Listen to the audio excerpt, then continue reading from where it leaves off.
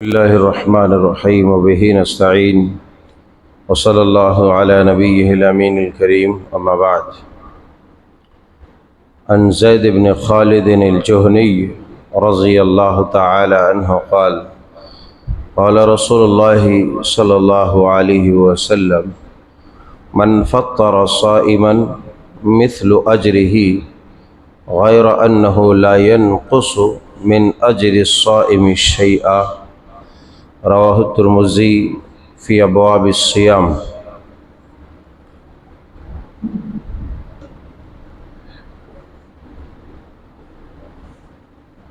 آج کے اس درس میں رمضان المبارک کے مختصر چند مسائل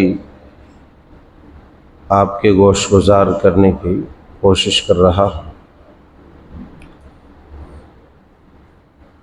حدیث پاک جو سنن ترمذی ابواب الصیام کے اندر موجود ہے، حضرت زید بن خالد الجہنی رضی اللہ تعالی عنہ بیان فرماتے ہیں کہ من فطر صائما، جس کسی آدمی نے کسی روزے دار کو روزہ افطار کرایا، روزہ کھلوایا. چونکہ رمضان المبارک کا مقدس مہینہ جو رحمتوں اور وسعتوں بھرا مہینہ ہے، نیکیوں کا مہینہ ہے، اور ہر آدمی اس جستجو اور تلاش میں رہتا ہے کہ وہ زیادہ سے زیادہ نیکیاں کما لے. تو انہی کاموں میں سے ایک کام یہ بھی ہے جس کو عام طور پر ہم معمولی سمجھتے ہیں، یا پھر کبھی کبھی بہت بڑا اور بھاری سمجھ کر کے ہم اسے چھوڑ دیتے ہیں، ایک بوجھ سمجھ کر کے. فرمایا کہ من فطر صائما، جس کسی آدمی نے کسی روزے دار کو افطاری کرایا، روزہ کھلوایا. روزہ کھلوانے کی بات آتی ہے تو فوراً ذہن میں ایک اور بات سوار ہو جاتی ہے، بھائی روزہ کھلوائیں گے تو کھانا بھی کھلانا پڑے گا. ایک آدمی کے پاس وسعت نہیں ہے، وہ چند چیزیں لا کر کے ہی روزہ کھلوانے کی طاقت رکھتا ہے، تو ایسا نہیں ہے کہ اس کو ثواب نہیں ملے گا، اس کو بھی بالکل وہی ثواب ملے گا جو حدیث پاک میں مژدہ سنایا گیا ہے. اگر آپ کھانا کھلا دیتے ہیں تو یہ تو اور اچھا ہے، یہ تو اور اچھا ہے، یہ بہت اچھا ہے. مگر آپ کے پاس طاقت نہیں ہے، وسعت نہیں ہے، آپ کے دل میں تمنا ہے، خواہش ہے. بہت سارے احباب یہ خواہش لے کر کے گزر جاتے ہیں، رمضان بھی ختم ہو جاتا ہے، نہیں کر پاتے. لے آئیے تو 1 کلو کھجور لے آئیے، 100-200 روپے ملا کے اور کچھ لے آئیے. روزے داروں کو، جتنے روزے دار کو آپ کھلوا سکتے ہیں روزہ کھلوا دیجیے، اتنا آپ کو ثواب ملے گا. من فطر صائما، جس آدمی نے کسی روزے دار کو روزہ کھلوایا، جس کسی روزے دار نے، تو مثل اجر ہی، اس کو اس کے برابر ثواب ملے گا، برابر ثواب ملے گا. غیر انہ لا ينقص من اجر الصائم شیئا، یہ ثواب تو برابر ملے گا ہی. اس آدمی جس کو آپ نے روزہ کھلوایا ہے، اس کو جتنا ثواب ملے گا اتنا آپ کو بھی ملے گا، مگر اس روزے دار کے ثواب میں کوئی کمی نہیں آئے گی، نہ روزہ کھولنے والے کے نہ روزہ کھلوانے والے کے. کبھی کبھی یہ لوگ سمجھ جاتے ہیں کہ بھائی میں اس کے یہاں روزہ کھولنے جاؤں تو کہیں میرا ثواب ادھر چلا جائے گا. آپ کا کہیں نہیں جائے گا، آپ کا آپ ہی کے والیٹ میں رہے گا، آپ کے کھاتے میں رہے گا، آپ کا کہیں نہیں جائے گا. تو یہ بہت بڑی چیز ہے.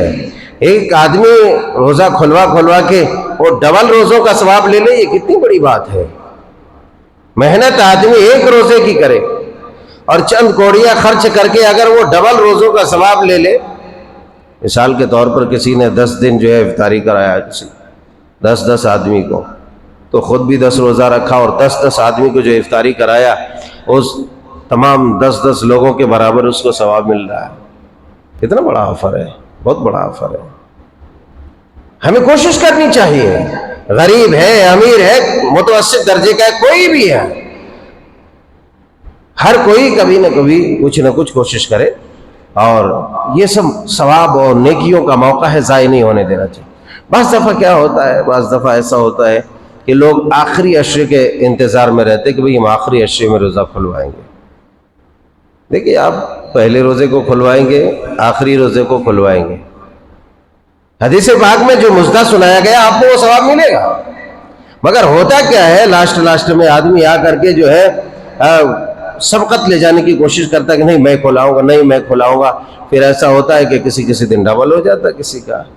تو وہ تکلف کرنے کی کیا ضرورت ہے؟ اگر اللہ نے اس لائق بنایا ہے تو آپ پہلے سے وہ کام شروع کر دیں. جب آپ کو مستطیع بنایا ہے، طاقت دیا، وسعت دیا، تبھی آپ کر دیں. یہ نہ دیکھیں کہ آج 15 روزہ ہے کہ 20 روزہ ہے کہ 24 روزہ ہے. یہ بھی ایک خرابی ہمارے یہاں ہے جو عام طور پر ہم کرتے ہیں. آخر میں آ کر کے سب کوئی کودنے کی کوشش کرتے ہیں. تو ایسا نہ کرنا چاہیے، ایسا نہیں کرنا چاہیے. پہلے اس عمل کو انجام دے دیں اور ٹھاٹ باٹ سے دیں. ضروری نہیں ہے کہ آپ کھانا ہی کھلائیں مجبور ہو کر کے، نہیں. آپ جتنا کر سکتے کھلائیں. مسجد میں لوگ افطاری کرتے ہیں، آپ بھی آدھا کلو کھجور لا کے دے دیں، آدھے کلو کھجور دے دیں. 20-25 جتنا آدمی روزہ کھولے گا آپ کو ثواب ملے گا. کتنا اچھا ہے، ایک دم خاموش آپ کو اتنا ثواب مل جا رہا ہے، اور کیا چاہیے. تو حدیث پاک کے اندر بہت بڑا مزدہ سنایا گیا ہے. اسی طریقے سے بہت سارے احباب ابھی ایسے ہیں جو روزہ رکھنے کے قابل نہیں ہیں یا ایسے مرض میں مبتلا ہے. حالانکہ یہ بہت عام فہم مسئلہ ہے اور تقریباً لوگ جانتے ہیں، لیکن مجھے معلوم ہوا کہ بہت سارے لوگوں کو ابھی اس بات کا علم نہیں ہے. لوگ توبہ استغفار میں لگے ہوئے ہیں کہ بھائی کوئی روزہ نہیں رکھ سکتا ہے، ایک دم بیمار ہے یا اس کی بیماری ٹھیک ہونے کا امکان نہیں ہے، اور رمضان کے بعد بھی نہیں رکھ سکتا ہے. تو ایسا آدمی کیا کرے؟ شریعت نے اس کے لیے ہے کہ فدیۃ طعام مسکین، ایک مسکین کو جو ہے فدیہ دے، اس کو کھانا کھلائے ایک روزے کے برابر. یا جو ہے عمر دراز ہو گیا ہے، صاحب استطاعت ہے، طاقت بھی ہے، قوت ہے، یعنی لوگوں کو دے سکتا ہے فدیہ، روزہ نہیں رکھ رہا ہے، نہیں رکھ پا رہا، بیمار ہے یا بوڑھا ہو گیا ہے. تو ابھی بھی بہت سارے لوگوں کو اس حد تک پہنچ گئے مگر یہ نہیں معلوم ہو پایا کہ ایسا کرنے کا. بھئی آپ روزہ رکھنے کے قابل نہیں ہیں، بعد میں بھی نہیں رکھ سکتے، یعنی آپ کا جسم ساتھ نہیں دے رہا ہے، آپ کی صحت ساتھ نہیں دے رہی. ایک ہے کہ ابھی بیمار ہو گئے، پھر جو ہے عید کے بعد صحت یاب ہو جائیں گے، تو آپ کو تو روزہ رکھنا ہی رکھنا ہے، اس میں کوئی دو رائے نہیں ہے. یا کسی پریشانی کے سبب آپ کا چھوٹ گیا روزہ، آپ نہیں رکھ سکے، تو آپ کو بعد میں روزہ رکھنا ہی ہے. اب ہے کہ ہٹھا کٹھا موٹا تازہ ہے تبھی آ کر کے فدیہ دے دے کہ بھئی کھلا دے لوگوں کو کھانا کھلا دے. ایسا نہیں ہوگا، بیکار ہے.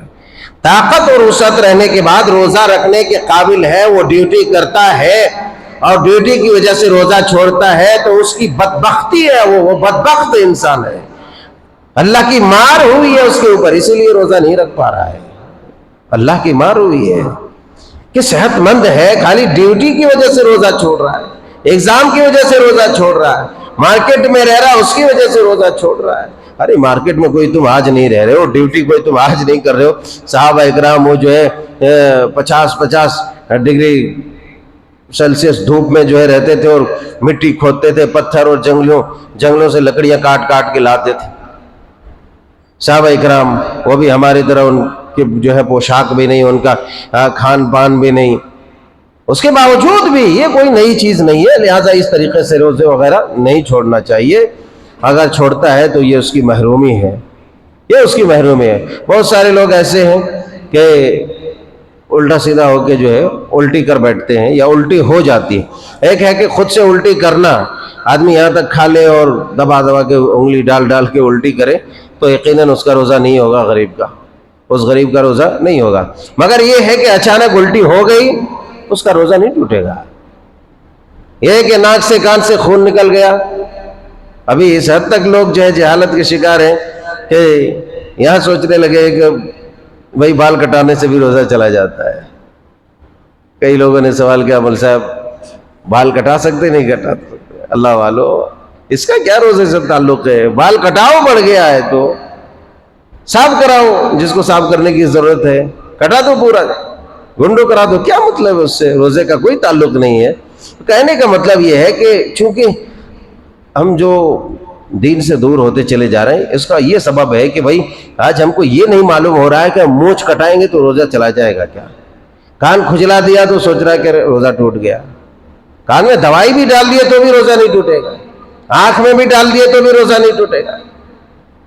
ناک میں بھی ڈال دیے مگر احتیاط سے کرنا چاہیے. ناک میں نہ ڈالے تو بہتر ہے کیونکہ حلق میں دوائی اتر جاتی ہے, تو پرہیز کریں. ناک میں پرہیز کریں. اگر اشد ضرورت ہے اور احتیاط سے ڈال لے, وہاں تک جانے کی نوبت نہ آئے تو کوئی بات نہیں. اب دانت سے بھی خون نکل گیا, کوئی بات نہیں, وہ آپ کے اختیار میں ہے ہی نہیں ہے بھائی. آپ کے اختیار میں ہے نہیں تو اس میں روزہ کیسے ٹوٹے گا. اب کہیں سے اور خون نکل گیا, انگلیاں کٹ گئی سبزی کاٹتے کاٹتے, تو کاہے کے لیے روزہ ٹوٹے گا. یہ سب نہیں ہے, ہمیں اتنی جہالت کا شکار نہیں ہونا چاہیے. لہٰذا یاد دہانی کے لیے کبھی کبھی یہ ساری باتیں بتائی جاتی ہے. تو وہ جو فدیہ والا معاملہ ہے, جو لوگ چاہے کسی طرح کے بیمار ہے, جو ایک دم دائمی بیمار ہے, ٹھیک نہیں ہو سکتا, تو ایسی صورت میں اس کو کیا کرنا چاہیے, ایک مسکین کو ایک روزے کے بدلے اس کو کھانا کھلا دینا چاہیے. یہ آسان ہے. جو شارحین حدیث اور مفتیان اکرام نے جو لکھا ہے, کہا کہ جو ہے 1.25 کلو کے برابر اگر غلہ بھی دے دے ایک مسکین کو تو کافی ہو جائے گا ایک روزے کی طرف سے. بہرحال آج کے حساب سے اندازہ لگا کے کوئی بھی ایسا کر سکتا ہے کہ کتنا خرچ آ سکتا ہے ایک آدمی کی میڈیم کھانے میں جو ہم اور آپ کھاتے ہیں, اس طریقے سے اس کا دے دینا چاہیے. بہرحال اور کئی مسائل ہیں اور کئی چیزیں ہیں جو آتے رہتا ہے, اور جس کو نہیں آتا ہے اس کو خاص طور سے پوچھنا چاہیے, چھوڑنا نہیں چاہیے, کیونکہ روزوں کی حفاظت ہمارے لیے بہت ضروری ہے. اللہ جل شانہ سبحانہ و تعالیٰ سے دعا ہے کہ مولا کریم ہمارے جو یہ صیام و قیام ہے اور ٹوٹی پھوٹی عبادت ہے, جیسے تجھے مطلوب ہے ہم تو ایسے نہیں کر سکتے, مگر مولا کریم تجھے جیسے مطلوب ہے منظور ہے ویسی عبادت ہمیں کرنے کی توفیق عطا فرما, اور ہماری اس لنگڑی لولی عبادت کو اس طرح سے بنا دے جس طرح تجھے پسند ہے, اور اس طرح بنا کر کے تو شرف قبولیت سے نواز, ہمارے لیے جہنم سے نجات کا ذریعہ بنا. آمین تقبل یا رب العالمین. وآخر دعوانا.